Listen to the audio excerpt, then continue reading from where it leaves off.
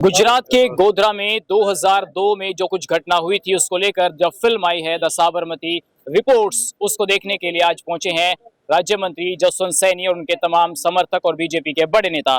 क्या कुछ फिल्म में दिखाया गया है और फिल्म की महत्वता किस बात को लेकर है, ये एक बड़ा सवाल है। बात करने के लिए खुद मंत्री जी हमारे साथ मौजूद है। मंत्री जी आज फिल्म देख कर आए हैं, क्या कुछ लगा, किस पर आधारित है फिल्म? गोधरा कांड एक प्रमुख कांड देश के अंदर हुआ था, जिसमें साबरमती एक्सप्रेस के 6 और 7 डिब्बे को जला दिया गया था, जिसमें 59 राम भक्त मारे गए थे। उसी की सच्चाई को दिखाने के लिए इस फिल्म को प्रदर्शित किया गया है। और फिल्म में सभी से निवेदन करूंगा इस पिक्चर को अधिक से अधिक लोग देखें और जो सच्चाई इसमें दिखाई गई वो जनता के सामने आए। आपको लगता है कि जो घटना 2001 या 2 के बीच घटी थी उसको प्रदर्शित होने में या उस सच को सामने आने में इतना वक्त लगा, और जो कॉन्स्पिरेसी दिखाई गई है फिल्म के अंदर, वो कॉन्स्पिरेसी कहीं ना कहीं किसी व्यक्तिगत स्वार्थ की तरफ भी इंगित करती है? तो क्या आपको लगता है कि वो एक इंसिडेंट था या फिर एक सोची समझी रणनीति जिसके पीछे एक बड़ी राजनीति काम कर रही थी? देखिए, एक बड़ी राजनीति इसके पीछे काम कर रही थी। इसे केवल दुर्घटना दिखा करके इसको पल्ला झाड़ने का काम किया गया। दूसरी तरफ मीडिया के माध्यम से एक मीडिया का एक पक्ष इसमें दिखाया गया है, जिन्होंने सच्चाई को छिपाया और झूठ को जनता के सामने रखा।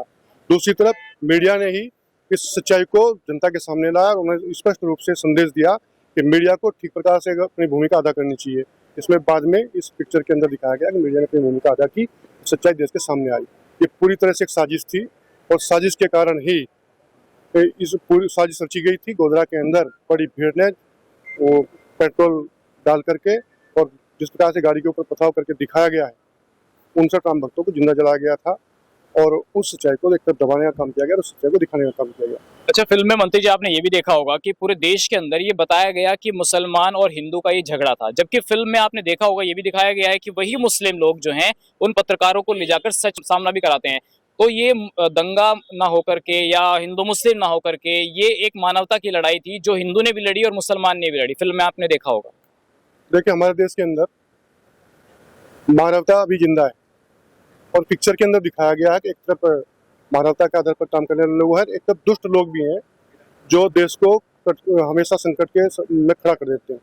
ये सब पिक्चर के अंदर प्रदर्शित किया गया। हम सब लोग एकता के साथ रहें, मजबूती के साथ देश के साथ आगे देश को आगे बढ़ाने में काम करें, और देश के प्रधानमंत्री भी वे कर रहे हैं।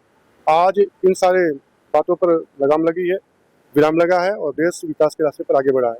आज दुनिया का नेतृत्व भारत निश्चित रूप से करेगा, हम उस तरफ आज बढ़े।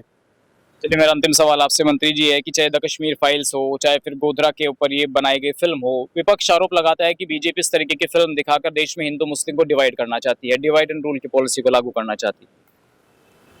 कांग्रेस और विपक्षी दलों ने हमेशा बांटो और राज करो की नीति पर उन्होंने काम किया है। ये पिक्चर संदेश दे रही है कि बटने का नहीं, हम एकजुट रहें और मानवता के आधार पर हम सब लोग ऊपर उठ करके देश के लिए भी काम करें, संदेश है। और निश्चित रूप से इस पिक्चर के अंदर यही दिखाया गया है कि हम सब लोगों को जिस प्रकार की साजिशों के कारण ये देश हमारा आगे पीछे हटा है, तो आज इन साजिशों से पर्दा उठा है और सच्चाई जनता के सामने आई है। सच्चाई पर विश्वास करते हुए लोग देश के लिए एकजुटता के साथ काम करें और निश्चित रूप से हमारा देश आगे बढ़े। बहुत धन्यवाद। तो ये थे मंत्री जसवंत सैनी जी, जिन्होंने फिल्म देखने के बाद क्या कुछ कहा। फिलहाल इतना।